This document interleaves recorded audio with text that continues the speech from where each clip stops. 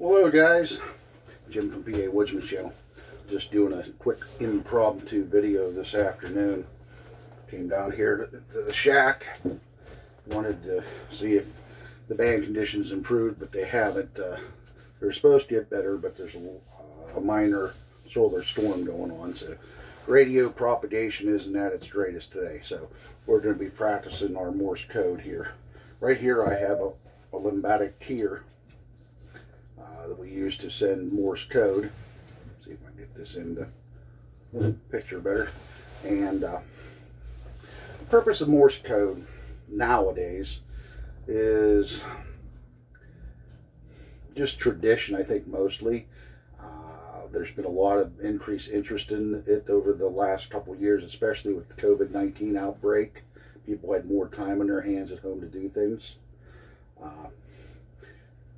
Morse code has a purpose, and that is whenever propagation is poor enough that you can't get a very good phone signal out, so you revert back to Morse code, and that sends a tone out, and each tone is a sequence of dits and das, dots and dashes, that form a letter that in turn form a word and a sentence. And also numbers and punctuations of certain sorts. A lot of abbreviations are utilized. Myself, I'm gotten the alphabet down more or less for sending. Receiving, I'm still having difficulties. It's a lot of jarbled letters and numbers, and just got to focus. They want you to try to pick it up at 20 words per minute. That way you're not counting the dits and the das. Instead, you're listening for the unique character of sound coming from that exact letter. Some of it you can. Some sound so damn similar to the other, it's almost impossible not to count the dits and das. After a while, you'll probably get the experience enough that you can do so. That reminds me, I better put that on the dummy load. I'm in here taking the key. Well, I wouldn't go through it. I don't have it break in, but still I try to be cautious. What I have here, like I said, is a limbatic key. This is a newer model of a keyer over the last how many years. We started out with what is called a straight key, an old military or telegraph style used by the railroads back in the old day, World War I, World War II, to get their messages across. So, but for those of you that are interested, normally when you're doing Morse code, everything's, like I said, short, sweet, really not a big, long conversation. Some people can do it. They're very good at it. They can do it like 30, 40 words a minute. I have it set right now for 15. That's where my comfort zone is right now, that I'm not bumping the too many dits and das, which I still did a few mistakes in between. But we're learning. But normally you start off with a CTU like you do normally on the radio. CTU. This is November 3 Sierra Echo. That's my new call sign. I'm no longer KC3DB. I upgraded since I got my extra. And it's a lot shorter to send and receive. And then you wait and somebody will call back with their call sign. And just like a normal QSO, unless it's just a rag sheet, you tell them, hey, your signal report's great here in Western Pennsylvania. My name's Jim. Weather such and such, if you want to get that carried away. I'm not into contesting, so I don't have to worry about that stuff, because that stuff moves a little bit too quick. But here, I'll give you an example real quick of me calling CTU at my call sign.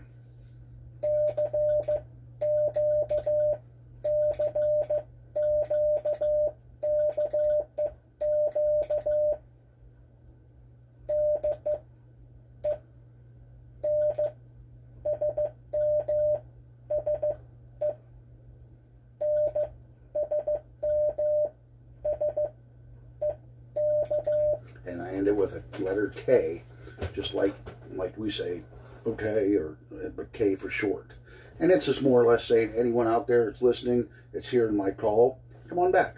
Let's start a conversation. And once I make a conversation with that station, and we want to keep to ourselves just until that one's done, you don't want somebody jumping in the middle of your conversation.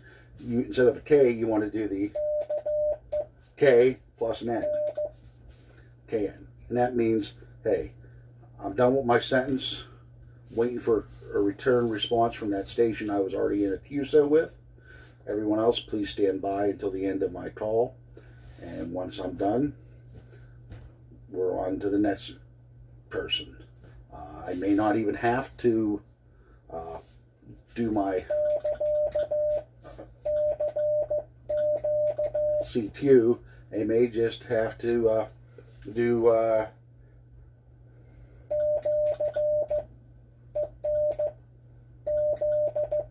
QRZ.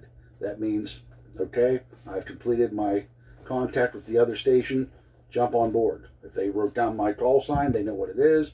They can call me, and they would say, oh, DE, this is whoever their call is. Like if I was KC3DBO calling myself, my old call would be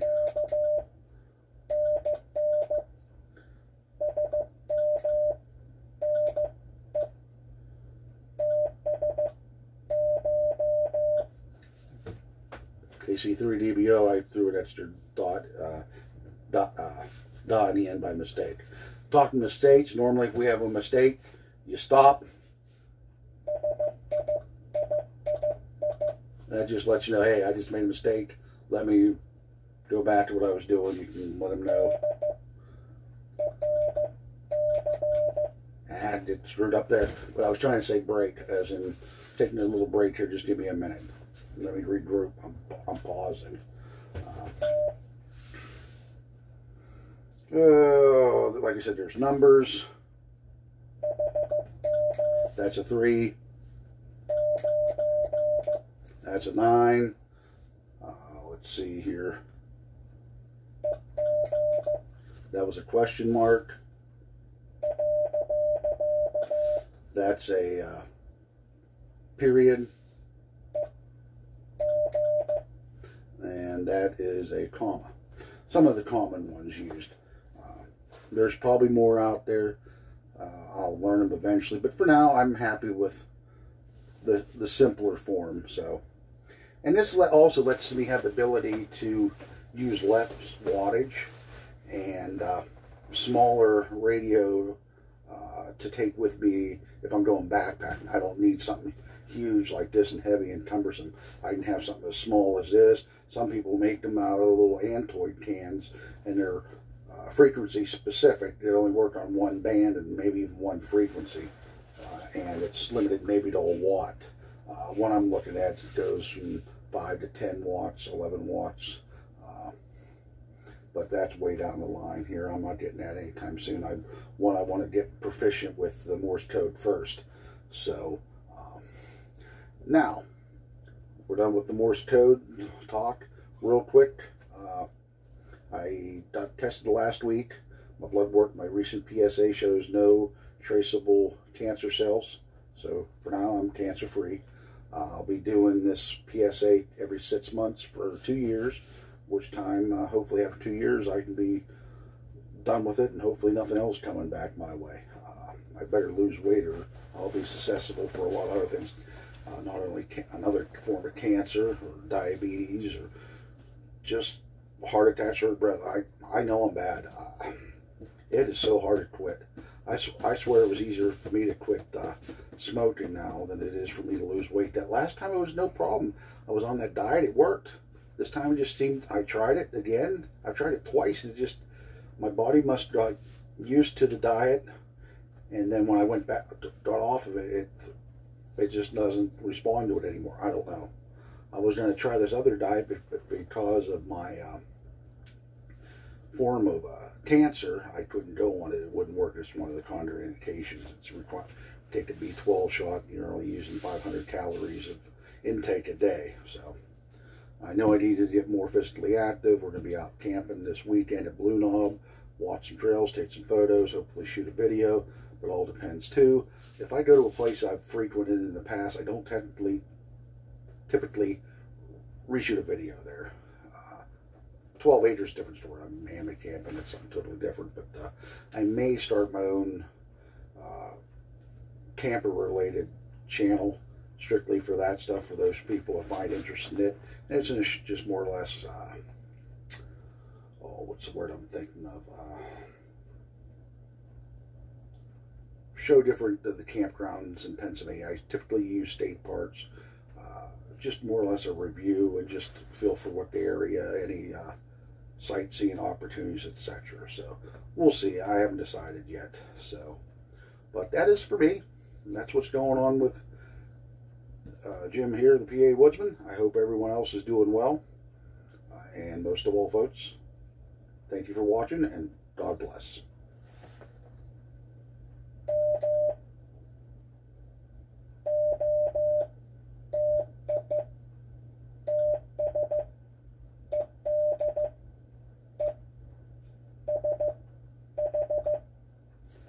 Well, threw an extra S. Didn't know. I was doing God bless and Morse, but screwed up at the end with the one less.